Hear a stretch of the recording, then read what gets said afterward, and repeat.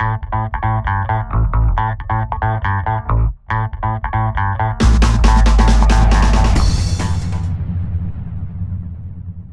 City Kids. Welcome back, and thanks for joining me again.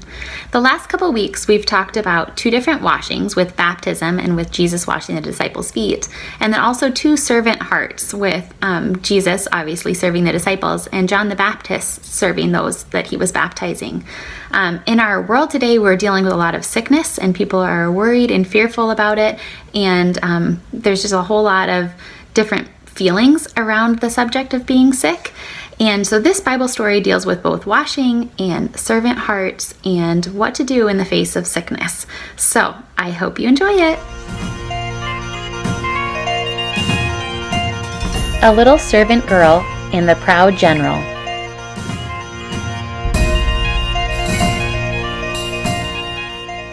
Naaman was a very important man in a very important army in a very important country. You see, he was very, very, very important. But Naaman was sick. He had leprosy, which is a nasty thing that stops you from feeling anything. Bits of you fall off without you noticing, like bashed fingers and squished toes. It might sound funny, but it wasn't, and Naaman certainly wasn't laughing. There was no cure. It never went away, and in the end, it killed you. Naaman needed help. Now there was a little slave girl who worked for Naaman, and she knew someone who could help him. But there was a problem. Naaman was her enemy.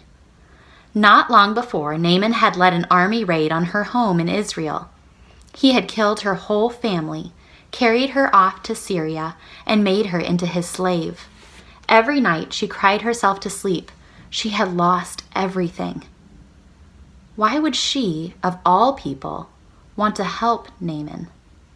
Didn't she hate him or want to hurt him back? Didn't she want to make him pay for all the wrong he'd done? That's what you'd expect. But instead of hating him, she loved him. Instead of hurting him back, she forgave him.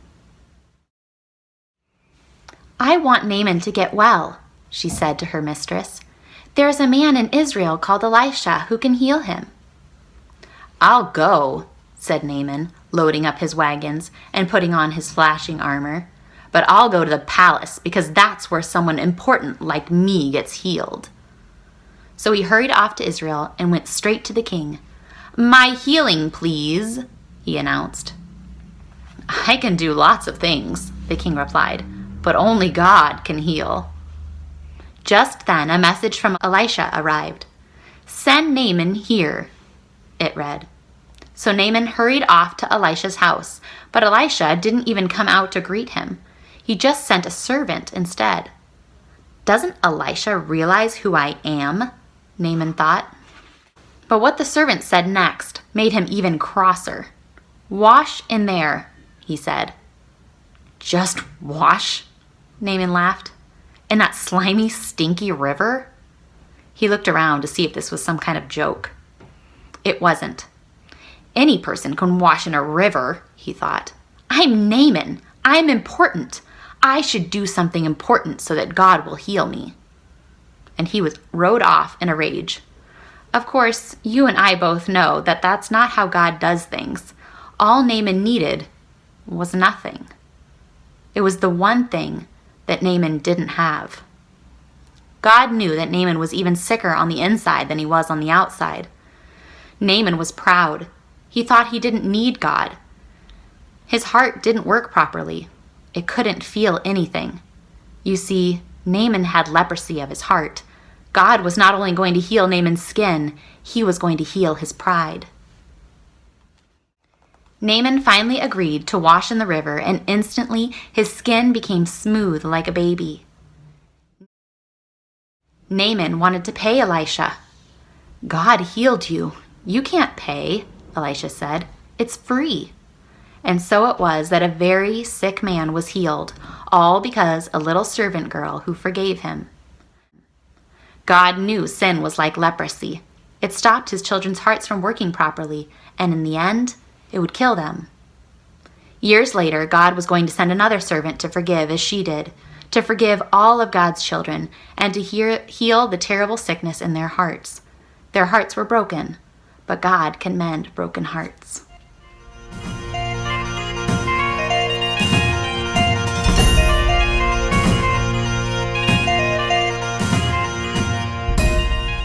Wow, there's a lot going on in this story. First, there's the little slave girl, and she had been through so many hard, difficult things in her life up to this point, which could have made her angry and vengeful, but instead she chose forgiveness and generosity.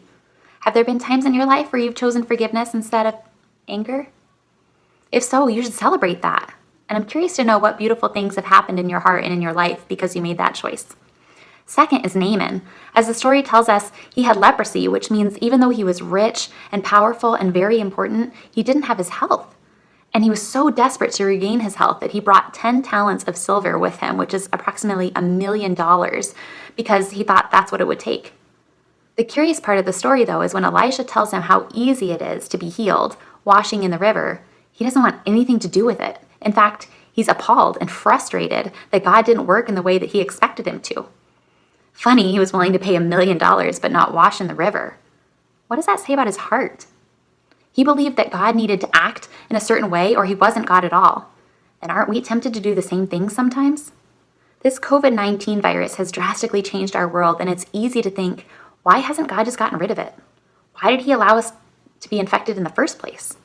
And while I don't know the answers to these questions, this story shows me that God works in mysterious ways, and he's going to use everything we experience for our good and his glory, even if we can't see it at the time. Naaman eventually humbled himself. He followed Elisha's instructions and was completely transformed by God from that moment forward on the inside and on the outside. We can't let our pride and personal expectations of God cloud our vision, or we may miss him at work right in front of our eyes. So I want to leave you with this encouragement. Trust God.